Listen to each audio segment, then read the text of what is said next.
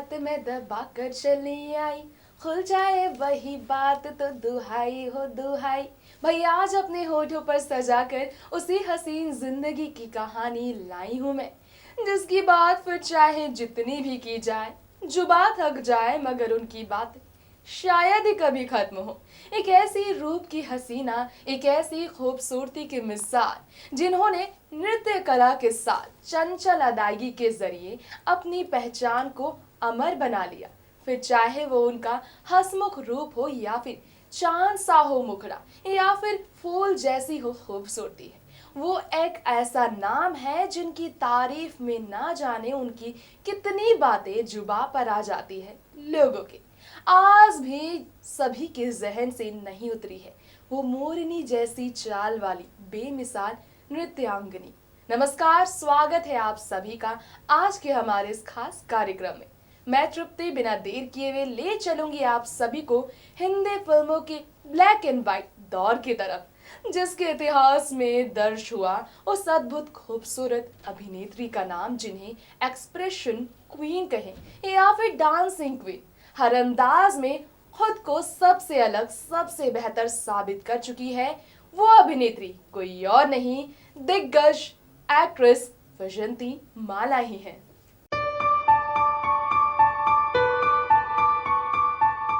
शुरुआत हुई सिर्फ 16 साल की उम्र में, जिसका अंत शायद तब तक ना हो जब तक बॉलीवुड इंडस्ट्री का अंत ना हो। जी हाँ, अपनी मासूमियत भरी अदायगी से लेकर बेहतरीन नृत्य कला में जबरदस्त कामयाबी छूने वाली एक ऐसी अभिनेत्री की हम बात कर रहे हैं जिन्हें महिला सुपरस्टार भी कहा जाता है। इस इंडस्ट्री का भारतनाट्यम डांस में महारत हासिल करने के बाद हिंदी फिल्म इंडस्ट्री की जान बनी वैजंती माला का नाम आज भी बॉलीवुड में बड़े ही शान के साथ लिया जाता है, इसमें कोई शक नहीं। जिन्हें खास तौर पर वैजंती के नाम से ही पहचान मिली थी। अपने जबरदस्त नृत्य से करोड़ों लोगों के दिल में राज करने वाली वैजंती माला आज भले ही एक राजनीतिज्ञ के तौर पर जाने जाती हो, लेकिन जब भी बात तमिल और बॉलीवुड इंडस्ट्री की बेमिसाल खूबसूरती की होती है तो पर्दे पर सालों सालों तक राज करने वाली मशहूर और खूबसूरत अभिनेत्री में वैजंती का नाम सभी की जुबान पर कुछ इस कदर आता है कि मानो उनकी अदायगी और उनके नृत्य अंदाज की तारीफ की कोई सीमा ही ना हो। 13 अगस्त साल 1936 में जन्म लेने वाली वैजंती माला तमिल फिल्म वसखाई में पहली बार नजर आई, जिसके बाद हिंदी फिल्म बहार और लड़की से लेकर नागिन में काम करती कुछ इस कदर आगे बढ़ती गई वैजंती माला कि फिर उन्होंने कभी भी पीछे मुड़कर नहीं देखा। लेकिन उनकी असली पहचान से तो लोग फिर भी वाकिफ ना हो सके थे। उनकी बेहतरीन डांसिंग टैलेंट का आगाज तब जाकर हुआ जब एक स्टेज परफॉर्मेंस करते हुए वैजंती माला फिर से सबके सामने आए। फिर पड़ी सबकी नज़र एक बड़े फिल्म प्रोड्यूसर की भी वैजंती पर, और उनका भारतनाट्यम डांस करना चाहे एक तरफ बड़ी फिल्म के लिए उनके दरवाज़ा खोल बैठा, वहीं दूसरी तरफ उनकी दादी माँ उनकी फिल्मों की तरफ बढ़ते कदम से नाराज हो रही थी। फिर भी वैजंती ने नहीं मानी हार। फिल्मों के लिए अपनी पढ़ाई और नृत्य प्रशिक्षण को भी छोड़ने के लिए तैयार हो गई थी वैजंती।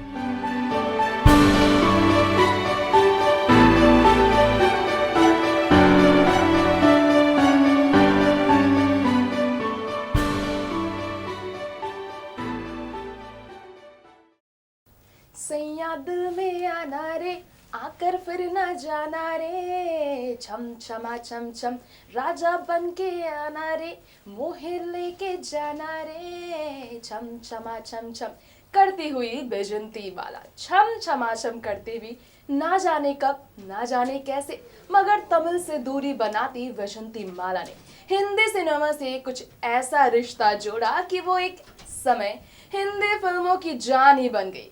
जब उनके नाम का परचम हर जगह लहराया जाता रहा, फिर चाहे उनके डांस की बात हो या फिर उनकी अदायगी की बात हो, उनके छरहरे बदन की बात हो या फिर उनके रोमांटिक अंदाज की बात हो। फिर बदला वक्त और साल 1955 में आई फिल्म देवदास, जिसमें दिलीप कुमार बने देवदास और चंद्रमुखी बनी वैजंती माला। याद हो वैजंती माला का वो डायलॉग, मैंने जिंदगी में प्रेम का कारोबार बहुत दिनों तक किया है देवदास, लेकिन प्रेम सिर्फ एक बार, प्रेम करना और बात है। रूप का मोह कुछ और, रूप का मोह जितना मर्दों को होता है, हम औरतों में नहीं।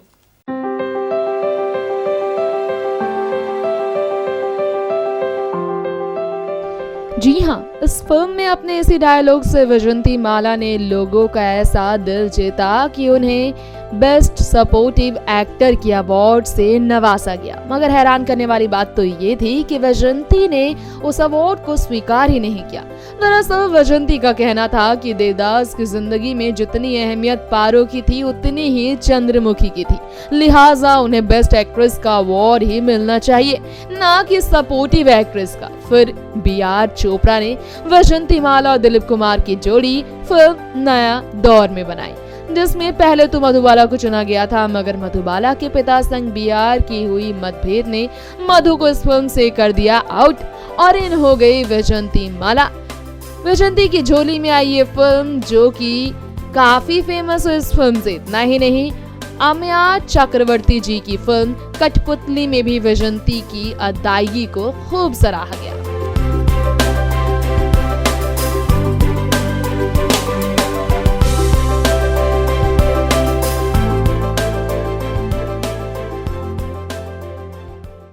फिर आया एक और नया दौर, एक और नया रूप सामने वैजंती माला के कॉमेडी अंदाज के साथ। फिल्म आशा में किशोर कुमार के साथ, जिसमें दोनों की केमिस्ट्री ने हंसी की ठहाकों का मेला लगा दिया। इतना ही नहीं, शानदार अभिनेत्री वैजंती माला ने कॉमेडी के अलावा हिंदी भाषा में डायलॉग को अपनी आवाज देने के लिए हिंदी भाषा में सीखने की महारत हासिल कर ली।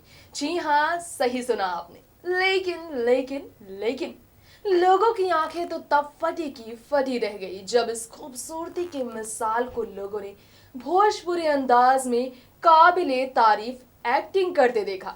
फिर किस तरह वैजंती माला के नाम का डंका बॉलीवुड इंडस्ट्री में बजा, आइए हम आपको ये भी बताते हैं।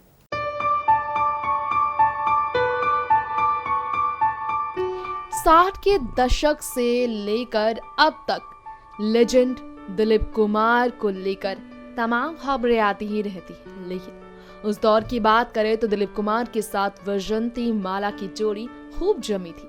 जब भोजपुरी धन्नो बनकर गंगा जमुना फिल्म में नजर आई दक्षिण भारतीय अभिनेत्री वैजंती, देखते ही देखते वैजंती माला का दौर पीछे चला जा रहा था। लेकिन फिर अचानक राज कपूर का उनकी जिंदगी में आना एक नई उम्मीद बना। किस तरह भोजपुरी फिल्मों में अदायगी बिखेरने के अलावा बेहद ही खूबसूरती से वैजंती माला ने अपने अंदाज से लोगों का दिल जीता, ये लोग आज भी याद करते हैं।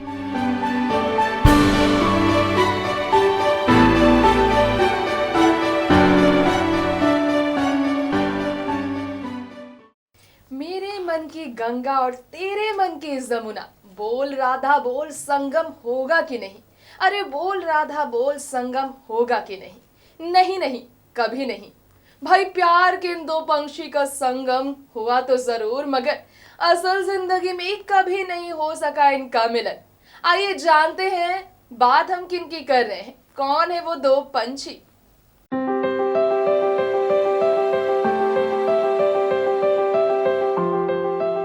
वैजंती माला बनी राज कपूर और राजेंद्र कुमार के बीच की एक ऐसी कड़ी फिल्म संगम में कि लोग देखते रह गए। साल 1964 में आई जबरदस्त लव ट्रायंगल बेस्ड मूवी संगम, उसी की बात कर रहे हैं हम, जिसमें वैजंती ने अपनी अदायगी से लोगों का दिल जीता। फिल्म में राधा के रोल के लिए उन्हें 12वें फिल्म फेयर अवार्ड से नवाजा भी गया था। ये समा तो कुछ और ही था, मगर ये फिल्म सफल है ये कहना गलत नहीं था। उस वक्त फिल्म तो सफल हुई, लेकिन फिल्म में राज कपूर वैजंती माला का प्यार जो सफल रहा वो कि लोगों को और भी हैरान कर गया। असमंजस बढ़ गई जब खबरें आने लगी कि राज कपूर और वैजंती के बीच असल जिंदगी में नजदीकियां बढ़ गई है और इन नजदीकियों को कभी भी वैजंती माला स्वीकार ही नहीं कर पाए। फिल्म संगम में हुआ ये संगम, लेकिन फिर हमेशा के लिए रह गया अधूरा ये संगम, क्योंकि वैजयंती माला ने कभी भी इस रिश्ते का पहल अपनी तरफ से नहीं किया।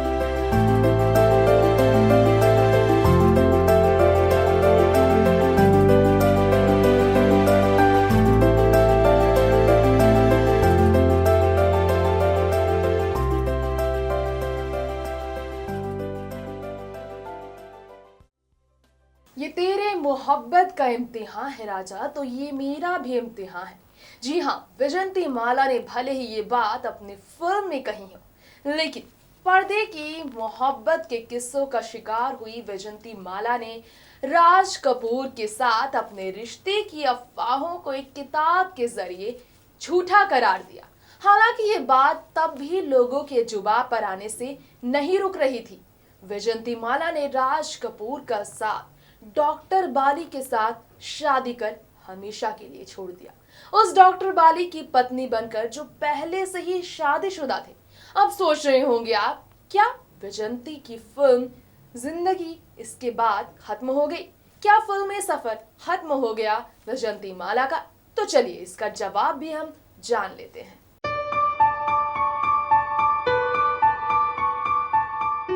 मैंने थिएटर छोड़ने का फैसला कर लिया है, मुझे आज्ञा दीजिए। अब ये डायलॉग वैजयंती का असल जिंदगी का हिस्सा बन गया था। थिएटर नहीं, लेकिन हाँ, फिल्म छोड़ने का फैसला वैजयंती ने कर लिया था, इसी डायलॉग की तरह। दरअसल वैजयंती माला ने शादी के बाद फिल्म से नाता नहीं तोड़ा, मगर फिल्मों में वैजयंती का नाम फिर लोगों को कुछ खास पसंद नहीं आया। सूरज, संघर्ष, हठी बाजारी जैसे फिल्मों के साथ आम्रपाली फिल्म में भी वैजयंती नजर तो आई, लेकिन फिर उनकी जिंदगी फिल्मी हस्तियों के साथ नहीं बल्कि राजनीतिक हस्तियों के साथ कुछ खास कर बढ़ने लगी। वैजयंती माला ने फिल्मों का साथ छोड़ा और राजनीतिकों में अपना नाम शुमार करना शुरू कर दिया।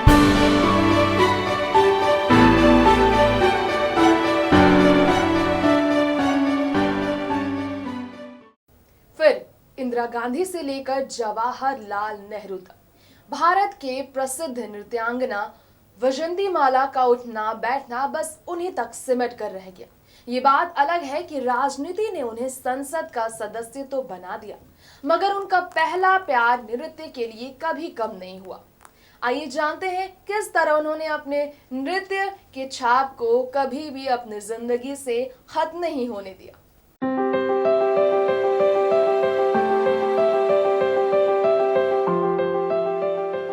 यश चोपड़ा ने अपनी एक फिल्म के लिए वैजयंती माला को मनाने में कोई कमी नहीं रखी थी, जिसमें अमिताभ बच्चन और शशि कपूर की मां बनने का किरदार वैजयंती माला के लिए यश ने लिखा।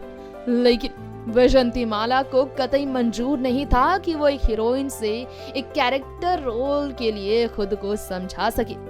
वो कभी भी नहीं चाहती थी कि उन्हें एक हीरोइन से कैरेक्टर के रूप में कभी भी याद किया जाए, इसलिए उन्होंने साफ तौर पर उस रोल के लिए मना कर दिया। देखते ही देखते वैजयंती माला ने फिल्मों से हमेशा के लिए पलड़ा झाड़ ही लिया। शान की बात तो ये है कि वैजयंती जिस शान के साथ नृत्य कला का प्रदर्शन किया करती थी, जिस नृत्य कला को उन्होंने भारत देश में एक नई दिशा दी, उस नृत्य प्रेम से वो कभी दूर नहीं रही। दुनिया भर में स्टेज शोज और भारतनाट्यम के जरिए उन्होंने नृत्य कला को जिंदा रखा, जिसकी वजह से उन्हें एक संपूर्ण कलाकार का नाम मिला।